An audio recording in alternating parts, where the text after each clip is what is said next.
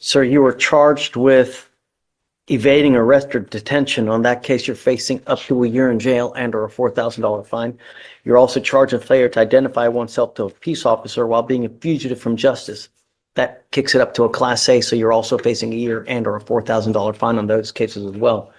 We're going to do probable cause. You have the right to remain silent. Anything you say can and will be used against you. You have the right to have an attorney present. If you cannot afford one, one will be appointed to you, sir. Yes, Judge. On January 31st, 2025, the officer observed the defendant's vehicle run a red signal light at the 3400 block of Live Oak Street in Harris County, Texas. The officer further observed the vehicle completely failed to stop. He blew past a crimson signal and dodged a troop. The officer made contact with the defendant, who was observed to be behind the driver's seat of the vehicle, and the defendant stated that he does not have his identification card with him, and the defendant gave a fictitious name of Fisher Leroy, with date of birth January 1st, 2006. The officer ran the name through NCIC and found a DPS picture that does not remotely resemble the defendant. The defendant was asked if he was given the correct information, and the officer walked back to his patrol vehicle to double check, and the officer then observed the defendant exit the vehicle and sprint away despite giving him orders to stop.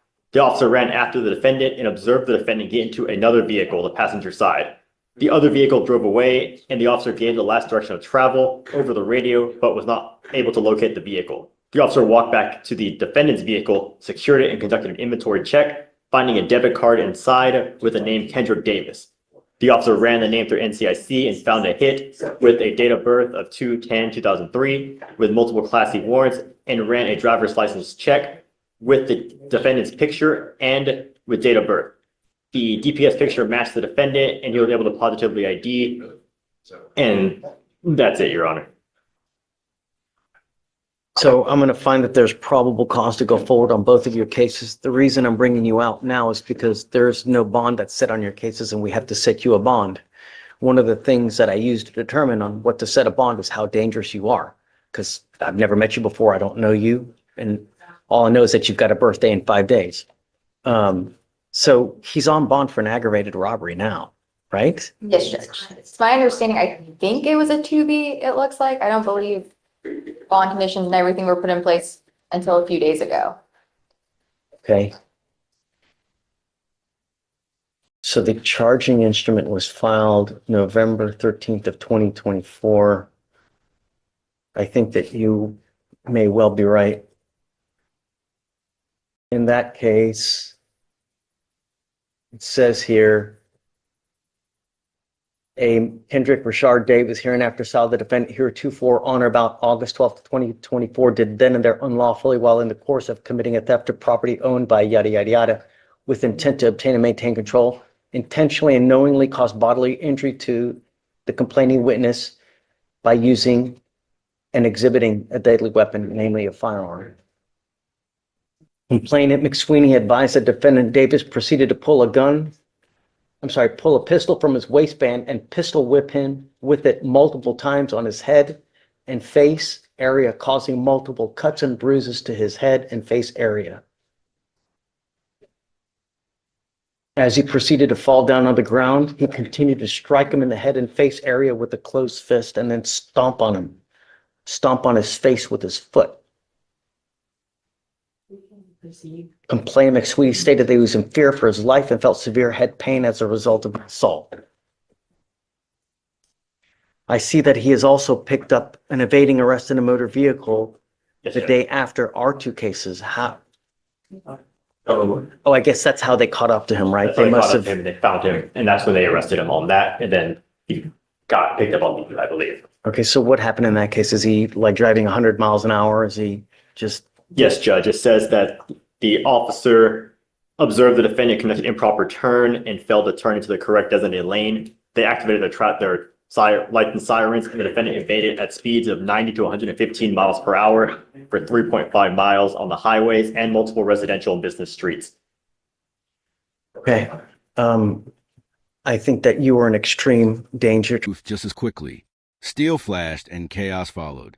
Then, at 150, With me today, promising me you're not going to drive. I don't give a rat's behind what is going on in your life. I don't care if there's a burning building. You have to say 50 kittens. If I find that you drive, I can have a contempt hearing. You can be facing an additional 6 months jail and a $500 fine every time you get into a car and drive. Do you understand? Yes, sir. I'm also putting in this affidavit that you're not supposed to be in possession of any weapons as well. If I find that you have a weapon, because I don't know if you're going to get out or not, and because these cases, because of the nature of the aggravated robbery, because of the nature of this one, I'm making his bonds high, you know? I'm going to set them at 20,000 each. So can I make an argument? Yes, Okay. absolutely. you, I Judge. don't want to get ahead of myself, please. Yes. So I was appointed to Mr. Davis this morning. I was able to talk to him a little bit in the holdover. We are requesting PR bonds for both of the cases. He's 22 years old. He's lived in, or I'm sorry, 21 years old. He's lived in Houston his whole life. He has a lot of family in Houston, his grandparents, mom, daughter, and siblings. Prior to being in custody, he was working at Builders First Source for around a month. Mr. Davis also lives with his grandfather who has cancer. Mr. Davis is his caretaker, is my understanding. Mr. Davis has no savings and was found to be indigent by the court, so we are requesting a PR bond. I think that he is an absolute, just a complete danger to our public. I can't possibly give him a PR bond due to the nature of both of the charges that you are facing now. I think that you're a flight risk. You've done everything in your power to evade capture.